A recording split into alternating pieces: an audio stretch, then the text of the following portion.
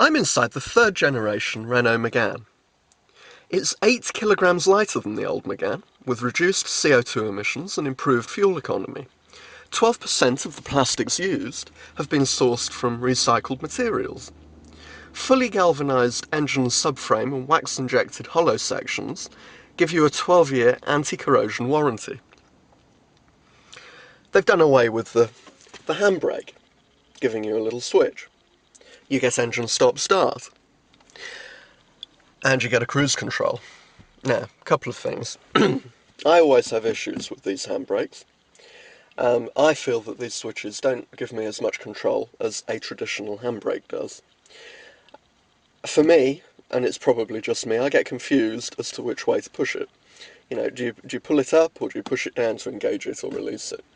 Well, let me tell you, it is very simple. You push it down to release and you pull it up to engage. But for some reason, perhaps because it's just replaced your normal handbrake, it confuses me. Which means that on a hill start, you've really got to get your clutch and your accelerator just right.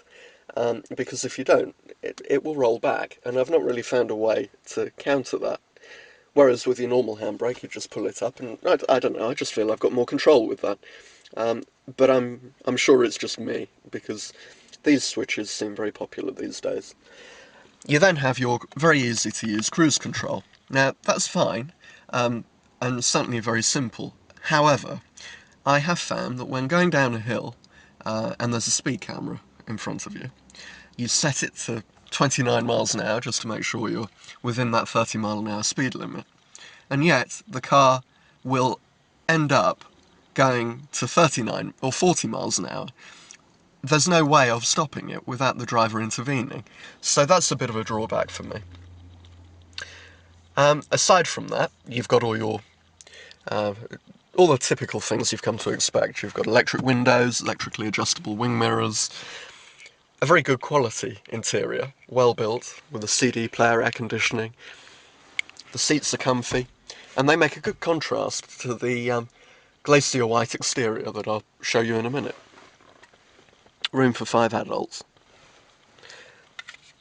And the key fob, that's slightly unusual, reminds me of a credit card.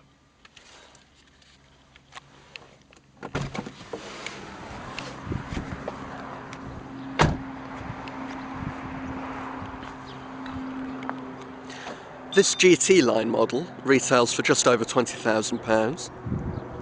It'll do 0 to 60 in 10.9 seconds and on to 118 miles per hour top speed, returning over 50 miles to the gallon.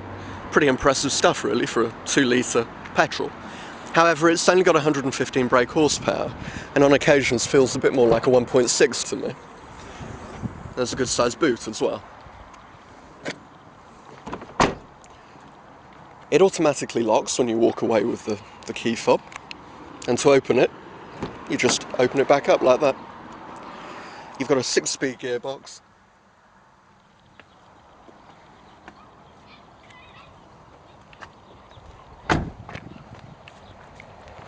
Nice looking car.